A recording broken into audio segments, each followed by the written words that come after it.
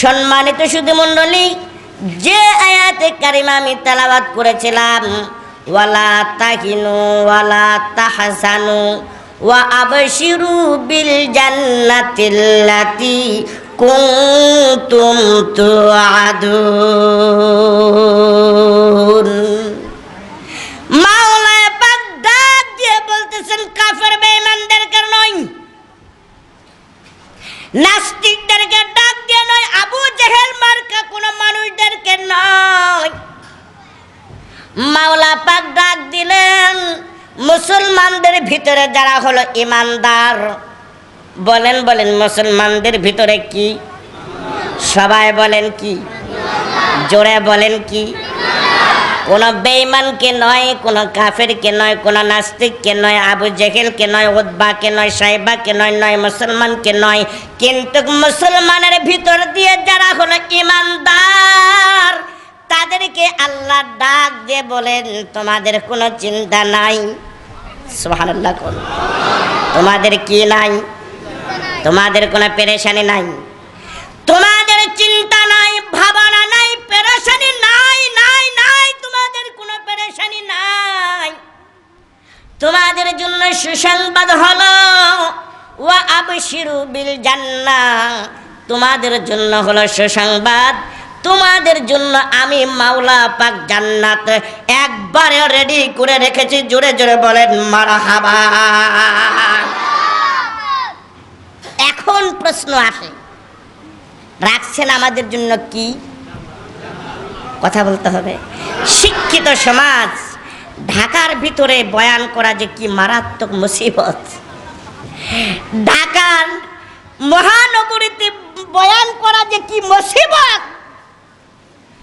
আমার এলাকার যে উলামায়ে হযরত যারা বয়ান করেন, খুব ইন্টারন্যাশনাল, আন্তর্জাতিক খ্যাতি সম্পন্ন। নাম বলবো না, কি বিরক্ত হচ্ছেন কি?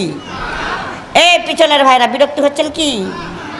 হাত লাড়া দেন, পিছনে কি বিরক্ত হচ্ছেন? আলহামদুলিল্লাহ। বিরক্ত না হইলে খুব সংক্ষেপে মিস কল আকারে, ওই যে কালকে কোথায় আসার সময়, কোথায় থেকে আসার সময় ডানে বামে তাকাতে গিয়ে বিশাল একটা পোস্টার লাগানো, একটু তাকাইলাম, তাকিয়ে দেখলাম পোস্টারে লেখা হলো মিস কল। বলেন লেখাটা কি? বলেন কি লেখা? Miss call. আচ্ছা, এই জিনিসটা কি, মিস কল জিনিসটা, এইটা আবার কি? আমাদের একটু ভাবার দরকার। কি বলেন, ভাবার দরকার কি নয়? ভাবার দরকার। খেয়াল করে দিবেন, সম্ভব হলে মিস কল জিনিসটা কি খায় না মাখে নাকি পড়ে? সম্ভব হলে আমি আপনাদেরকে একটু খেয়াল করে দেবেন, হয়তো বা ভুলে যেতে পারে, মনে করে দেবেন। সম্ভব হলে আমি জানিয়ে দেব। আমার আলোচনার মৌফুম আর মৌজু মাকসাদ হলো আমাদের জন্য মাওলা পাক কি তৈরি করেছেন। সওয়াল হতে পারে কয়টা? হ্যাঁ, প্রশ্ন হতে পারে কয়টা, তাই না? আমরা সবাই তো জানি, মোটামুটি অশিক্ষিত তো কেউ নয়, আর ঢাকার ভিতরে এটা তো নতুন করে জানার দরকারও নয়। তারপরেও আমি বলতেছি, জান্নাত হলো 8টা। জোরে কোন কয়টা? মুফাসসিরিনে কেরামগণ বর্ণনায় আরো বক্তব্য দিয়েছেন। মুফাসসিরিনে কেরামগণ কিছু আসলে নাই,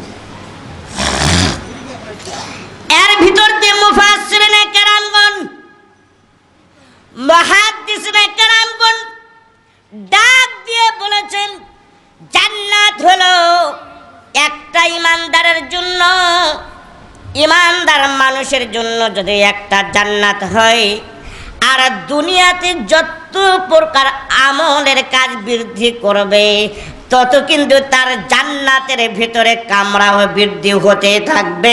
জোরে জোরে বলেন সুবহানাল্লাহ। এক নম্বরের কথা হলো, আমরা হলাম ইমানদার মুসলমান, আর ইমান ইমানদার আর মুসলমানদের জন্য আল্লাহ তাআলা কিন্তু জান্নাত তৈরি করেছেন। কথা বলেন ঠিক বললাম না ব্যাঠিক? আর যত প্রকার নাস্তিক আর কাফের আর বেঈমান যত প্রকারের আছে তাদের জন্য জাহান্নাম। এই জাহান্নাম কিন্তু মুসলমানদের জন্য আল্লাহ তৈরি করে নাই। কার জন্য তৈরি করে নাই? এখন বলবেন হুজুর গো জান্নাত তো পাইলাম কিন্তু জাহান্নামের কথা শুনলে তো বড় ডর লাগে। মুসলমান ইমানদারের জন্য কিন্তু জান্নাতও রেখেছেন, কিন্তু যদি মুসলমান আর ইমানদার মুসলমানিত্বতা হেরে ফেলে আর যদি তারা হলো নাস্তিক্যবাদ যদি মতবাদ মেনে চলে, মুসলমান আর ইমানদার যদি নাস্তিক্যবাদ কাফের বেঈমানের যদি কোনো প্রকার তাদের মতবাদ যদি মেনে চলে, মাওলা পাক বাধ্য হবে এই মুসলমান নামীয় ব্যক্তিটাকেও জাহান্নামে পাঠানো। কাকে পাঠানা? জোরে বলেন।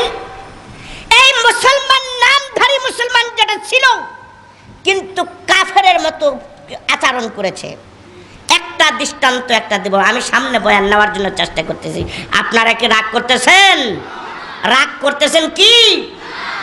বয়ান সামনে বাড়ানোর আগে একটা মাত্র হলো দৃষ্টান্ত। কেমন আমরা বাংলাদেশে 95% মুসলমান, 95% মুসলমান বলে দাবি করি, কথাটা ঠিক না বেটি? তাই বলে মুসলমান দাবি করে মূর্তি পূজকদের সাথে সহচর হওয়া, বলুন তো এইটা কি ভালো কাম? জান্নাতে যাওয়ার কাম নাকি জাহান্নামে যাওয়ার কাম? কথা বলে না? বলেন কোথায়? 95% মুসলমানের ভিতরে প্রত্যেকটাই গ্রামে গ্রামে, প্রত্যেকটাই বাজারে বাজারে, প্রত্যেকটাই হলে ইউনিয়নে, প্রত্যেকটাই থানা পর্যায়ে, প্রত্যেকটি জায়গায় মসজিদ এবং মাদ্রাসা নির্মাণ হবে। তাই তো হলে তো আমাদের জান্নাতে যাওয়ার জন্য আমাদের কপালটা খুলে যাবে। জোরে কোন ঠিক না ব্যাঠে? কিন্তু আমরা এই বাদ দিয়া আমরা ঠিক ওই বাহির অংশের বাহির দেশের নাস্তিক্য মতবাদ নিয়ে বাংলাদেশের যারা চলাচল করতেছি মাইন্ড করবেন না। আসলেই যদিও আপনাদের শুনতে একটা কথা আছে, ওলামায়ে হযরত আছেন আল হক মুররুন, যদি হক কথা হয় লাগে কি কয় না? বলেন আল হক মুররুন, হক যদি হয় তাহলে তিতা লাগবে। আপনার হলো একবারে এমন একটি কেস ঘটে গেছে, ডক্টরের কাছে চলে গেছেন, ডক্টর আপনাকে একবারে ট্রিটমেন্ট দিয়ে বলতেছেন আপনাকে হলো কয়েকদিনের জন্য সুযোগ দেওয়া হলো। দেওয়ার পরে যদি ট্রিটমেন্টে ভালো হয়ে গেলেন তো আলহামদুলিল্লাহ, আর যদি ভালো না হন তাহলে আপনার পেটটা ফাড়তে হবে অথবা কাটতে হবে। বলুন তো, যদি এখন মনে করেন পেট কাটার জ্বালা কিন্তু কম নয়, অপারেশন করার জ্বালা বলেন কম না বেশি?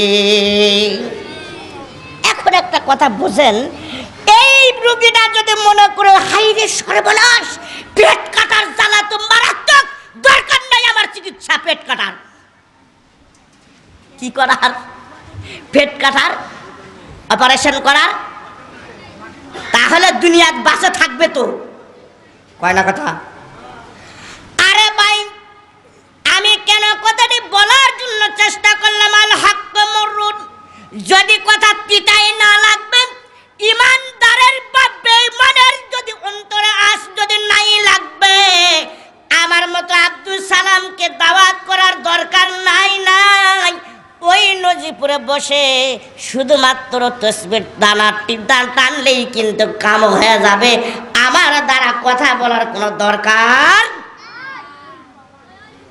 আরেকটা কথা এসে গেল, কুনতুম খায়রা উম্মাতিন উখরিজাত লিন-নাসি তা'মুরুনা বিল মা'রুফ ওয়া তানহাউনা আনিল মুনকার। মুফাসসিরিনে কেরামগণ এইটার তাফসীর করতে গিয়ে সর্বনাশ কি যে তাফসীর করেছেন। আল্লামা জালালউদ্দিন মাহাল্লি জালালউদ্দিন সুয়ুতী রাহমাতুল্লাহি আলাইহি তাফসীরুল জালালাইন কিতাবে কুনতুম খায়রা উম্মাতিন উখরিজাত লিন-নাস তা'মুরুনা বিল মা'রুফ ওয়া তানহাউনা আনিল মুনকারের ব্যাখ্যায় বিশ্লেষণ তাফসীরে মারাত্মক করেছেন। ওই দিকে যাওয়ার আমার কিন্তু সময় নাই, আমার পিছনে অনেক ওলামায়ে হযরত ওনারা আসবেন, তার আগ দিয়ে মিস কল, তার আগ দিয়েই আমার ভাইয়েরা মেন পয়েন্টের দিকে চলে আসলাম। আমরা মূলত হলাম মুসলমান, মুসলমানের ভিতরে হলাম ইমানদার। জোরে বলেন কি? ইমানদার। আর ইমানদারদের জন্যই তো আল্লাহ রাখছেন আটটি জান্নাত। জোরে বলেন মারহাবা। জান্নাত পাওয়ার জন্য এখন কথাই চলে আসবেন। জান্নাত পাওয়ার জন্য আপনি যদি বাড়িতে বসে থাকেন আর ঘরে যদি রিল্যাক্সে ঘুমান, বলুন তো জান্নাত কি পাওয়া যাবে? মামুর বাড়ির কথা চাইলেই জান্নাত পেয়ে গেলাম, না চাইলে পাইলাম না। এইটা কিন্তু জান্নাত পাওয়ার কাম্য। আরেকটা বিষয় খুব খেয়াল করার চেষ্টা করবেন, জান্নাত পাওয়ার জন্য এক নম্বরের শর্ত হলো মাওলা পাকের কোরআনের সূরাতুল ফাতিহা থেকে শুরু করে সূরাতুন নাস পর্যন্ত যত প্রকারের আইন কানুন যা ঘোষণা করেছেন আপনি একটাও বাদ দিয়ে চলতে পারবেন না, বরং প্রত্যেকটাই পুঙ্খানুপুঙ্খানুভাবে যদি আপনি আদায় করেন তাহলে তো হবেন আপনি মুসলমান, নইলে মুসলমান হবেন না, গায়রে মুসলমান। আপনার টুপি থাকতে পারে, লম্বা জামা থাকতে পারে, আপনার মুখে দাড়িও থাকতে পারে, কিন্তু মাগার ইমানদার বা মুসলমান। সম্মানিত সুধী মণ্ডলী, আপনাদের কি কষ্ট হচ্ছে? আমি কিন্তু মারাত্মক অসুস্থ, তারপরে গলার ভয়েসটা কমাইতে চাচ্ছি। কেমন যেন আল্লাহ পাক কি করতেছে জানি না। আমি খুব ঠান্ডা মেজাজে কথাগুলো বলার জন্য চেষ্টা করতেছি। বললাম ইমানদারের জন্য জান্নাত রাখছেন আল্লাহ, তাই না? কথার কথা একটা মনে পড়ে গেল দাদা, বলা যাবে কি? লজিপুর থেকে অনেকেই চেনেন, আর আজকের মাহফিলের যিনি প্রধান অতিথি জামিয়া রহমানিয়া মাদ্রাসার শাইখ, এবং আমার এলাকায় আমি ওনারই ছাত্র, যিনি প্রধান অতিথি আলহাজ হযরত মাওলানা মুফতি জিয়াউর রহমান সাহেব দামাত বারাকাতুহুমুল আলিয়া, ওনার ছাত্র, ওনার মাদ্রাসার ছাত্র। কিন্তু ওই সেই নজিপুর থেকে আসতে আমাকে একজন বৃদ্ধ বাবাজি, কথাটা কি খেয়াল করতেছেন? বৃদ্ধ বাবাজি আমার কাছে চলে আসলো। আসার পরে বলতেছেন, মাওলানা আব্দুল সালাম সাহেব হুজুর কই যান আপনি? আমি বললাম আমি মাহফিলে যাই, ঢাকা শাহিনবাগে আমার মাহফিল, আমি ঢাকাতে মাহফিল করার জন্য যাই। আমাকে এসে ডাক দিয়ে বলতেছেন, হুজুর আপনার আমার সাথে মুসাফা করে বলতেছেন, হুজুর আপনার কাছে আমার একটা আবেদন। বললাম মুরব্বী বাবাজি কি আবেদন? বলতেছেন আব্দুল সালাম সাহেব হুজুর আবেদনটা হলো এই, আমার জন্য একটু দোয়া করবেন। কি করবেন বলেন? দোয়া করবেন। আমি বললাম মুরব্বী কি দোয়া করব? বলো হুজুর দোয়াটা করবেন এই, আমার হলো সন্তান, তিনটি সন্তান হুজুর, মানুষ হয় নাই। কি হয় নাই বলেন? কি হয় নাই? মানুষ হয় নাই। দোয়া করবেন যাতে করে আমার ছেলেগুলো যেন মানুষ হয়। কি হয় বলেন সবাই? কি হয়? আরে বাবু আমি চিন্তা করলাম মানুষ তো মানুষ, এইটা আবার অমানুষ আবার কেমনে? মানুষ তো মানুষই, কিন্তু অমানুষটা আবার কেমনে হয়? এটা কি আশ্চর্যের বিষয় নয়? কি বলেন আপনারা? আমরা কিতাবাদিতে পড়েছি, মান্তিকের কিতাবে পড়েছি। এই দাদা, হট্টগোল গন্ডগোল না করলে ভালো হয়, হট্টগোল গন্ডগোল না করলে ভালো হয়। সমস্যা হইলে বলেন, আমি ব্রেক দিয়ে দেই। আমার ওই রকম অভ্যাস নাই যে গন্ডগোল করবেন আর আমি বয়ান চালাবো। এ ভি আদত ভি মেরা নেই হ্যায়, এ আদত ভি মেরা নেই হ্যায়। হয় একবারে সাউন্ড সাইলেন্ট থাকবেন, নইলে একবার পরিবেশটা সুন্দর করবেন। জান্নাতের বাগান তো, নাকি বলেন? আচ্ছা, আমি কোন কথাই জেনে রাখলাম বলে না? ও মহাজি, ছেলেগুলো যেন মানুষ হয়। আমি বললাম মানুষ, আচ্ছা তার কি হাত নাই? বলে হ্যাঁ, 2 হাত আছে। পা নাই? হ্যাঁ আছে। চোখ নাই? তাও আছে। বলে তার বডি কি কেমন, ঠিক আছে না? ও তাও আছে। অসম্ভবের কথা। একবার একটা আমার কথা মনে পড়ে গেল। মান্তিকের কিতাবে আমরা পড়ছিলাম, ওলামায়ে হযরত আছেন, তারাও খেয়াল করতেছেন, অবশ্যই করবেনও। মান্তিকের কিতাবে পড়েছিলাম, যদিও মানুষের সুরত থাকে, মান্তিকের কিতাবে বলা হচ্ছে যে যদি মানুষের সুরত থাকে আর মানুষত্ব যদি তার না থাকে, এই মানুষটাকে জানোয়ার বললেও ভুল হবে। জানোয়ার বললেও ভুল, থাকতে পারে পা, থাকতে পারে হাত, থাকতে পারে ওয়াল বডি, একবারে টোটাল বডি ঠিক থাকতে পারে, কিন্তু মানুষ বলা যাবে। এখন একটা মানুষ বানানোর একটা পদ্ধতি আপনাদের কাছে পেশ করতে চাচ্ছিলাম, করা যাবে কি? আচ্ছা, একজন মারাত্মক একজন বীর যোদ্ধা, খুব মারাত্মক একজন বীর যোদ্ধা,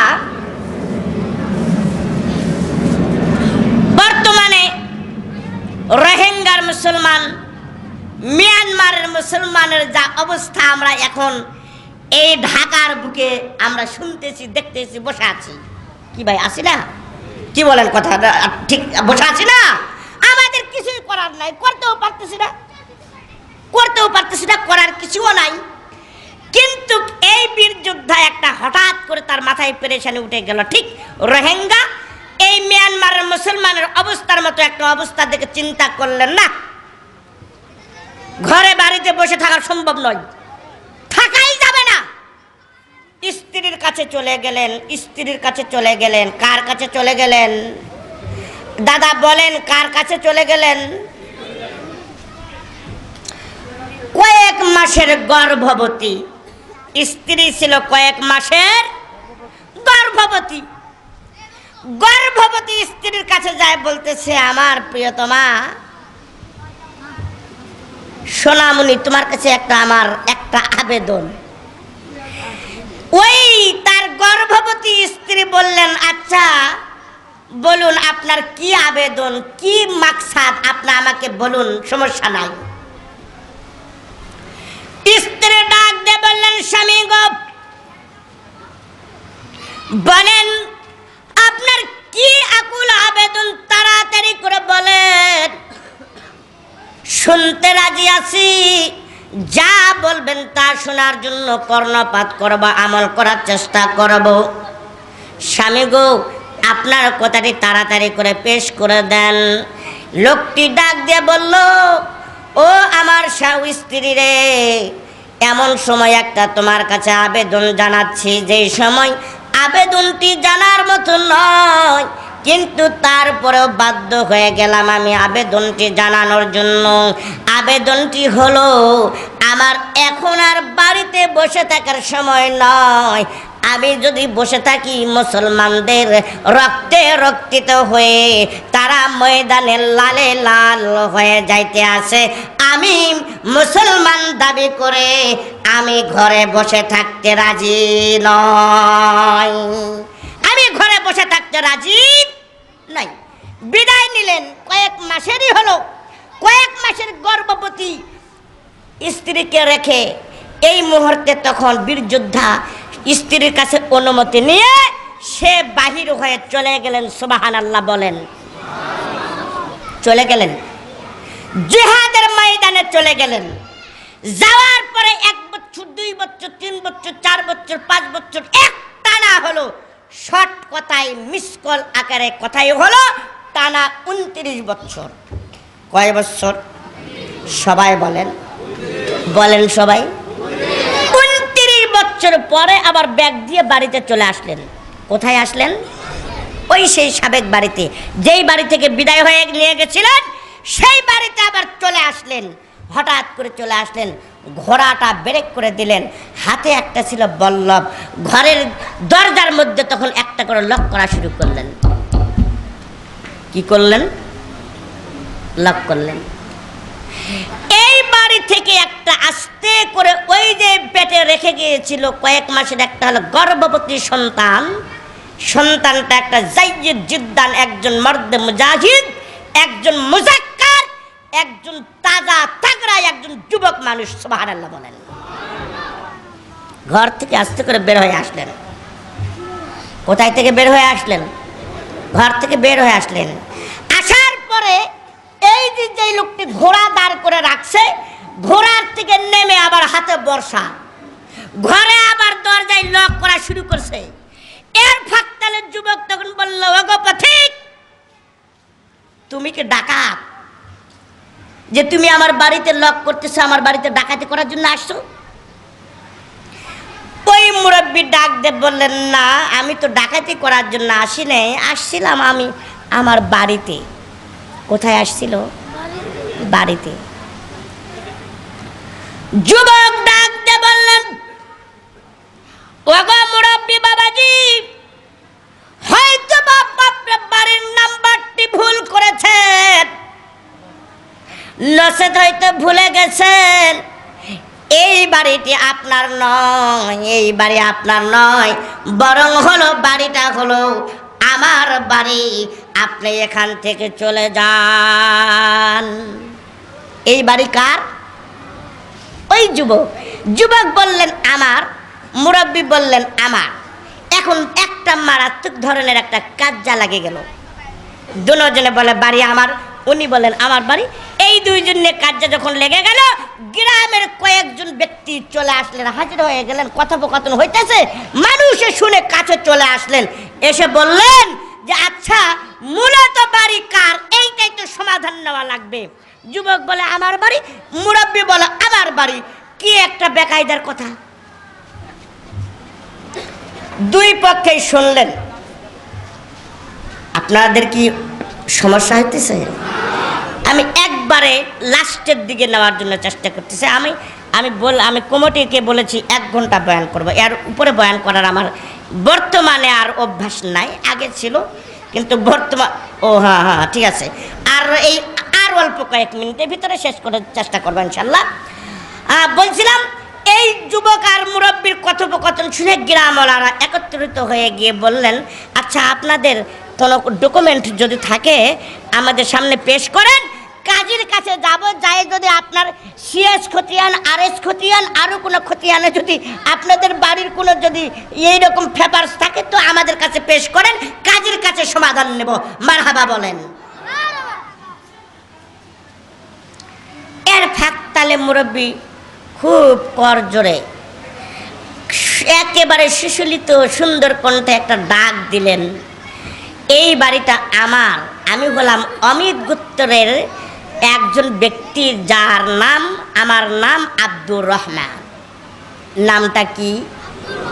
সবাই বলেন আব্দুর রহমান।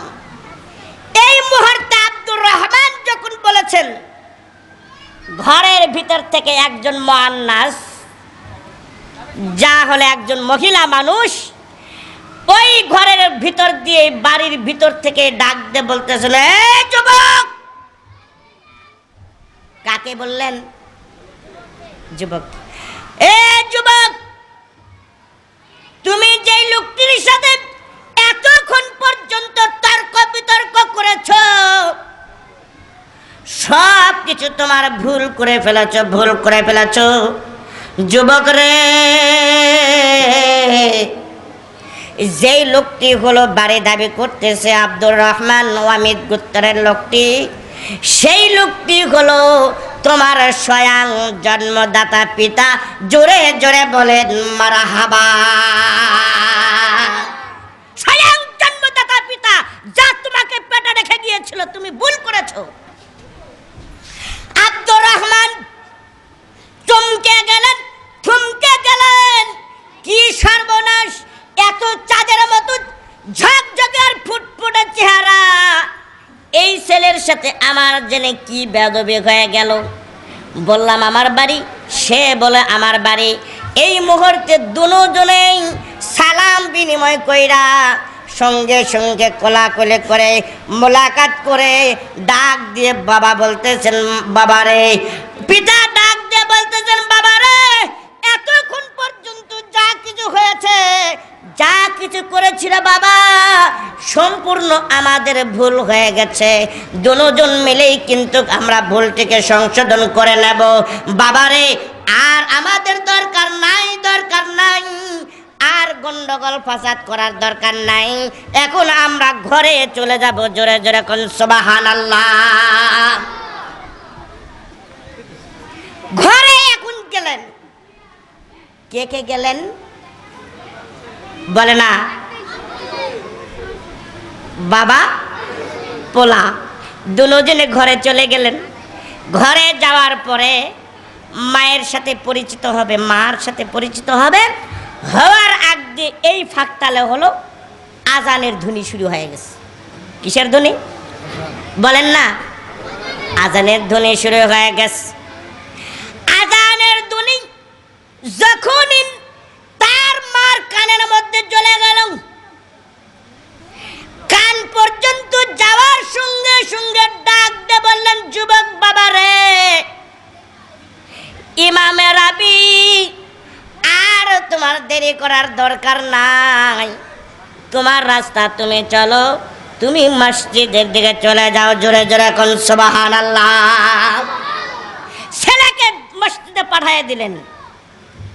নামটা কি বললাম? হ্যাঁ, ছেলের নাম ইমামে রাবি। সুবহানাল্লাহ বলেন। আচ্ছা, ইমামে রাবিকে মসজিদে পাঠিয়ে দিলেন। আর আব্দুর রহমান বাড়িতে ফিরলেন কয় বছর পর? কয় বছর? বাপরে বাপরে, 29 বছর। 1-2 বছর হলে তো তাও হয়। মানুষ বিদেশে চলে যায়, 5 বছর পর ঘুরে আসে, তারপরে না ম্যাডামের সাথে যা করার তা করে। কিন্তু 29 বছর পরে আসলেন, কিছু একটা হয়তো আলাপ আলোচনা করবেন, এমত ফাঁক দিয়ে তার স্ত্রীও ডাক দিয়ে বললেন, স্বামী গো, তোমার টাইম নাই। কি নাই বলেন না কথা? মানে এই মুহূর্তে টাইম নাই, নামাজের আজান হয়ে গেছে, নামাজের সময় হয়ে গেছে, আপনিও মসজিদে যান। সুবহানাল্লাহ কোন? সুবহানাল্লাহ বলেন। এর ভিতরে একটা কারগুজারি মনে এসে গেল। বলবো কি? বলবো কি? এই 3 দিন আগে, 3 দিন আগে আমি ওই যে কিশোরগঞ্জে বয়ান করার জন্য যাব। কিশোরগঞ্জে 3 দিন আগে কিশোরগঞ্জে বয়ান করার জন্য যাব। এমত ফাঁকতালে আমি একটু সময় পেয়েছিলাম আসরের নামাজের সময়। আসরের নামাজের সময়টা আজান হয়ে পার হয়ে গেছে, তবে আজানের আগ মুহূর্তে পর্যন্ত পেট্রোল পাম্পে আমি একটু সময় পাইছিলাম যে নামাজটা পড়ব। ড্রাইভারকে বললাম, ড্রাইভার উস্তাদ বলে, তো উস্তাদ বলে না? হ্যাঁ, উস্তাদ বলে। তো আমি ড্রাইভার সাহেবকে বললাম, ভাই ড্রাইভার সাহেব, আমাকে যদি একটু সুযোগ দেওয়া হয়, মাত্র 5 মিনিট। কয় মিনিট? 5 মিনিট। তার মানে আমি মুসাফির মানুষ, ফরজ 4 রাকাত নামাজ আমার হলো 2 রাকাত। ফরজ 4 রাকাত নামাজ হলো আমার 2 রাকাত। 5 মিনিটেই এনাফ। 5 মিনিটেই এনাফ। এই 5 মিনিটের অনুমতি নিয়ে নামাজে গেলাম। কোথায় গেলাম? নামাজে গেলাম। উস্তাদ অর্থাৎ ড্রাইভার আমাকে বলল, হুজুর আপনার জন্য 5 মিনিট নয়, সময় দিলাম 10 মিনিট। আলহামদুলিল্লাহ বলেন। কয় মিনিট টাইম দিছে? 10 মিনিট টাইম দিল। নামাজে গেলাম, 7 মিনিটে ওযু ইস্তেঞ্জা নামাজ কালাম সব কিছু অল কমপ্লিট করলাম, গাড়িতে আসলাম, গাড়িতে উঠবো, ওঠার ডান মানে আমার বাম পাশে পড়ে গেছে এক লেডিস। কি পড়ছে চিনেন নি রে? হ্যাঁ, মুআন্নাস এটা চিনেন? মহিলা চিনেন কি? আচ্ছা, সবই চিনেন। এই মুআন্নাস বা লেডিস বা মহিলা যাই বলেন, আমার লক্ষ্য করে বলতেছেন 10টা মিনিট যদি সময় হুজুরের না খাইতো 10 মিনিট আগে আমরা আরো সামনে বাড়ে যেতাম।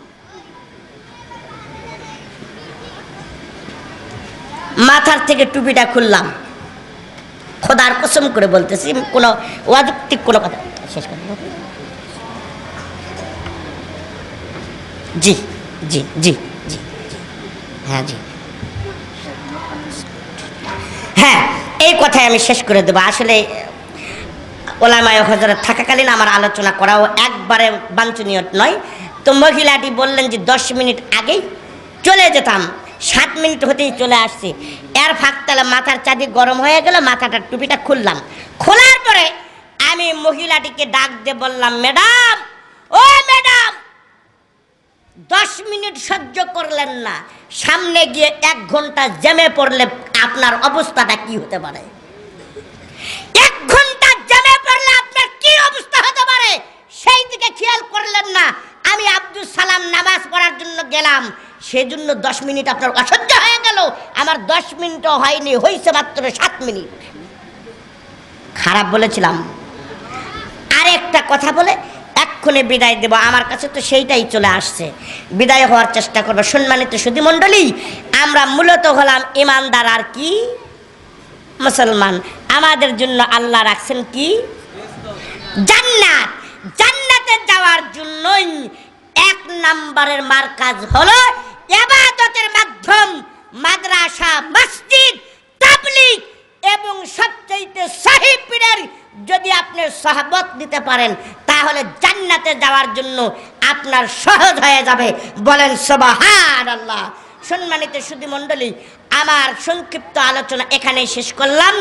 যদি কোনো দিনে আবার সুযোগ ও সুবিধা সুযোগ মতো আলোচনা করার সুযোগ হয়, আল্লাহ পাক মাওলায়ে পাক যদি সুযোগ করে দেন, আমি প্রায় ঢাকার ভিতরে মাহফিল টাহফিল করি। আল্লাহ পাক যেন কবুল ও মঞ্জুর করেন, যাতে করে সামনে কথা যেন বলা যায়। আল্লাহুম্মা আমিন। এই বলে আমার আলোচনা শেষ করি।